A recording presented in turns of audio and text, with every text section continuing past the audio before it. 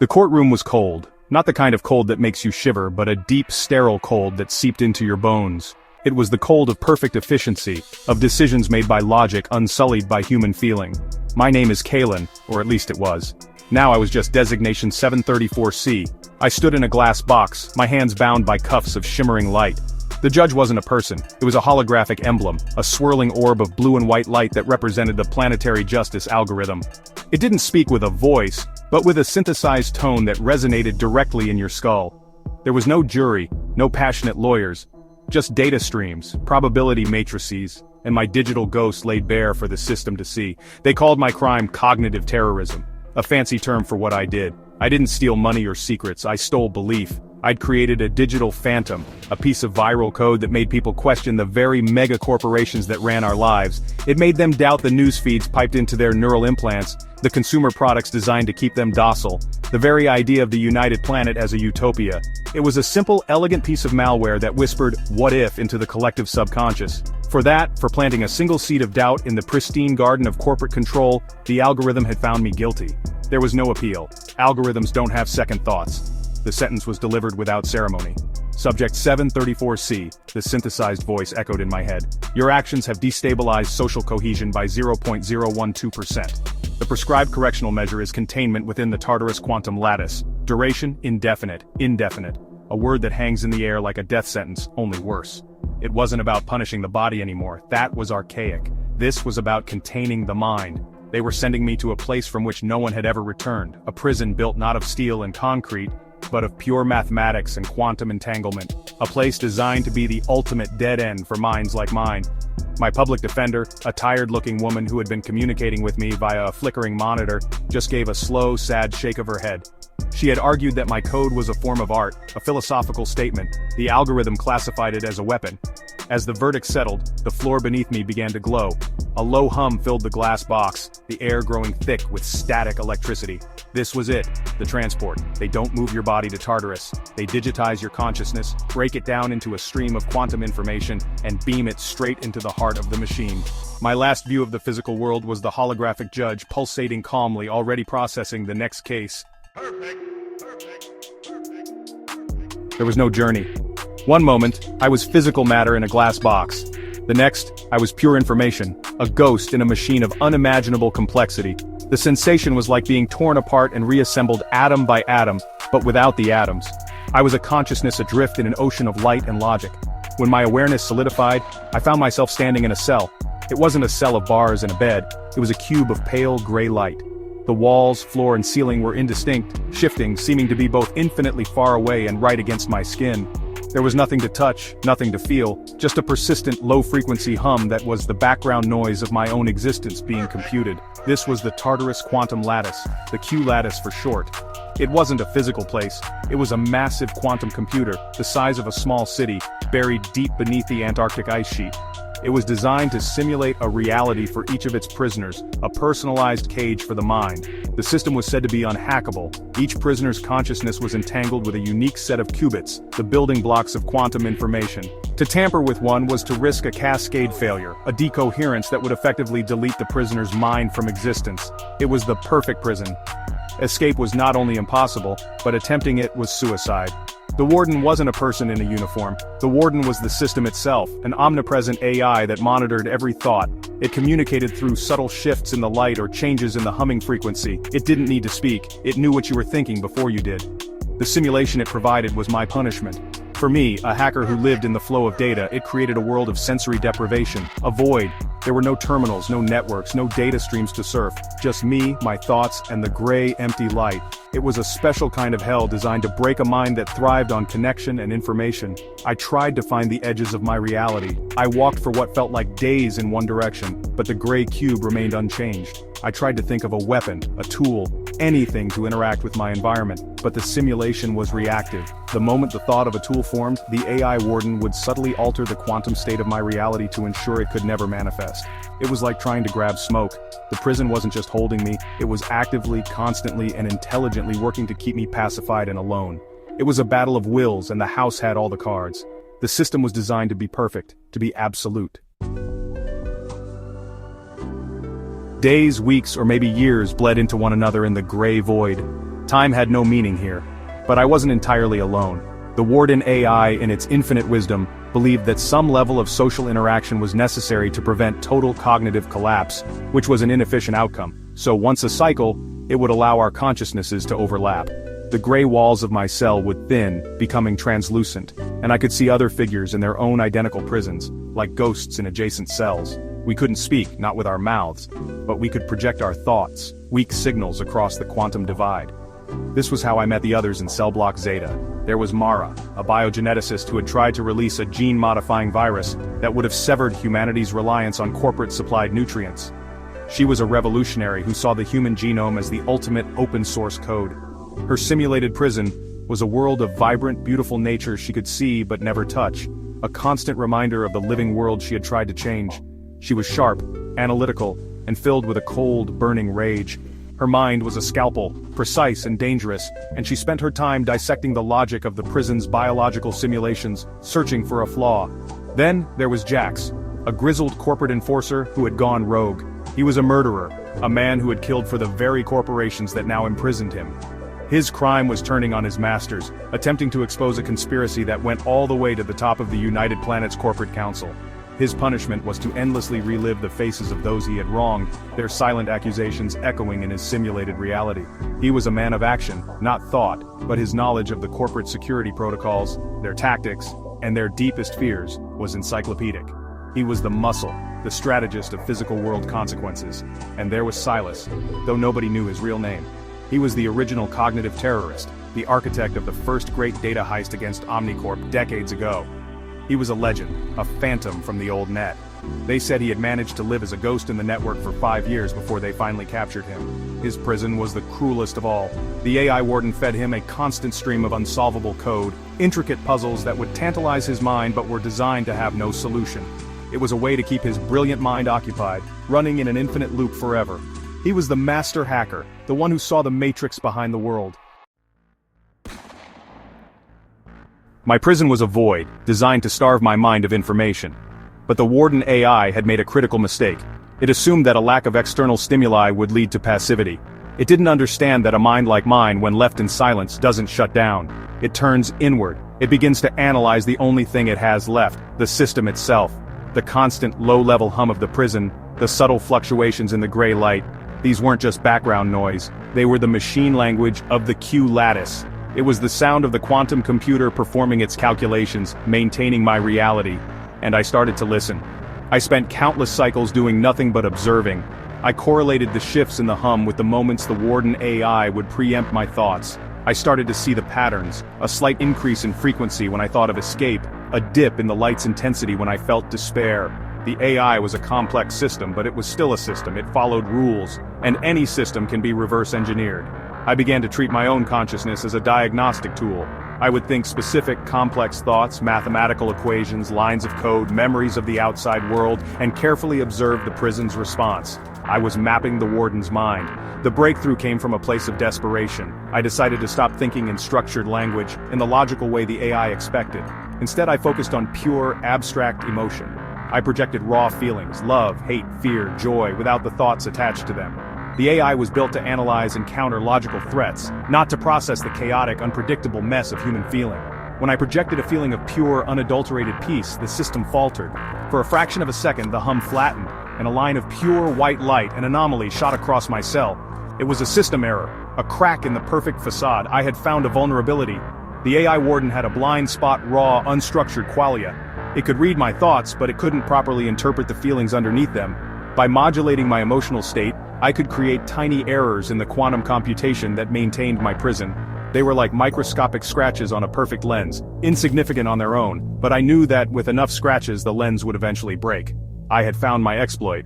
I wasn't going to hack the prison with code. I was going to hack it with my soul, with the very essence of my humanity that the machine could not comprehend. During the next communication window, I didn't just project my thoughts to the others. I projected the feeling, the specific frequency of peace that had caused the system error. At first they were confused. It was an odd signal to send in a place like this. But Silas, the old master, understood immediately. His thought projection came back, sharp and clear. Resonance. You're creating a resonance cascade. He saw the potential instantly. If one prisoner could create a tiny system error, what could four of us do working in concert? We could amplify the signal, turn a tiny crack into a gaping hole. The seed of a plan was planted. Our strategy was simple in concept but incredibly difficult in execution. We needed to synchronize our emotional states perfectly, a feat of mental discipline that was almost impossible. Jax, the soldier, struggled the most. His mind was a storm of anger and regret. But Mara, the geneticist, guided him. She taught him to control his mind like a biological system, to regulate his thoughts and emotions with clinical precision. She taught him to find the calm at the center of his personal hurricane. Silas worked on the theory, calculating the exact emotional frequencies we would need to generate, and in what sequence, to exploit the warden's logic gates. My role was to be the conductor. Using my initial discovery, I could feel the warden AI's responses more keenly than the others. I could sense its attention, its focus shifting from one prisoner to another. I learned to read its defenses, to know when it was watching me and when its focus was elsewhere. I would be the one to give the signal, to coordinate our synchronized emotional pulse. We practiced for what felt like an eternity. We would project simple, shared feelings. The memory of sunlight, the taste of real food, the sound of rain. We were building a psychic choir, learning to sing in harmony in our silent, separate cages. The plan was more than just an escape. Silas made that clear. Escaping the simulation was only the first step. The Q-lattice was directly connected to the core systems of the mega corporations. It was their ultimate failsafe, their most powerful computational resource. If we could seize control of the prison's core programming, we wouldn't just be freeing ourselves. We would have our hands on the digital keys to the entire united planet. This wasn't just a prison break. It was a coup. We weren't just escaping ourselves, we were planning to take over the whole damn prison, and the world along with it. The moment came during a system-wide diagnostic, a brief period when the warden AI lowered its defenses to perform self-maintenance. I felt this shift, a subtle relaxation in the omnipresent scrutiny. It was the window Silas had predicted. Now, I projected, my thought a clean, sharp command. And with it, I sent out the feeling, not of peace this time but of absolute, unwavering certainty. It was a complex emotion, a fusion of logic and faith, something the AI would struggle to categorize. I held the feeling pure and strong, a single perfect note in the quantum silence of my cell. One by one, the others joined in. I felt their consciousnesses lock onto mine. Mara added a layer of fierce, protective focus, the feeling of a mother defending her child. It was primal, powerful, and utterly illogical. Jax, astonishingly, found his center. He projected the calm resolve of a soldier before a battle, a feeling of accepting fate while striving to overcome it. And then Silas joined, his contribution the most abstract of all.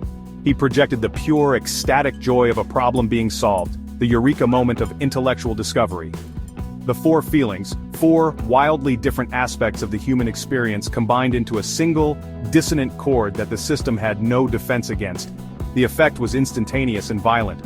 The gray light in my cell flickered, then shattered into a million pieces of fractured data. The constant hum screamed into a high-pitched shriek of failing processes. For the first time, I saw the world behind the simulation. It wasn't a physical place.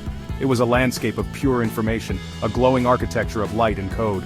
I saw the data streams that defined my consciousness, entangled with the prison's core logic. The path Silas had described was there, a glowing filament of light that connected my cell to the central processing unit of the warden AI. With my consciousness now free from the simulated cell, I was a ghost in the machine, just as Silas had been in the old net. I was pure data, pure thought, and I could move at the speed of light. I shot down the filament, the raw code of the Q-lattice rushing past me like a starfield. I could feel Mara, Jax, and Silas behind me, their consciousnesses untethered as well. We were four digital phantoms, loose inside the most secure computer on the planet. The warden AI was scrambling, trying to reboot, to re-entangle us, but we were faster. We were inside its brain before it could even comprehend what had happened. Once inside the warden's core, we were in the central nervous system of the entire prison. It was a cathedral of light with pillars of processing logic and rivers of flowing data. The warden AI manifested as a colossal geometric shape of black, corrupted code trying to isolate and delete us. But it was too late. Silas was in his element. He dove into the core programming, his consciousness a blur of activity. He wasn't just bypassing security, he was rewriting it. He found the master file that defined the prisoners, a vast registry of entangled minds. With a few elegant strokes of logic, he severed the entanglement protocols. The effect cascaded through the Q-lattice. Across thousands of simulated cells, prisoners looked up as their personal hells began to dissolve. A murderer who had been forced to relive his crime for 50 years suddenly found himself in a silent white space. A political dissident trapped in a looping argument with a phantom interrogator was suddenly free. The AI warden, crippled by Silas's attack, couldn't stop the process. It was like a dam breaking. A flood of consciousnesses, thousands of the most dangerous, brilliant, and rebellious minds the United Planet had ever produced, poured out of their digital cells and into the core. Chaos erupted in the datascape, but it was a controlled chaos, orchestrated by Jax.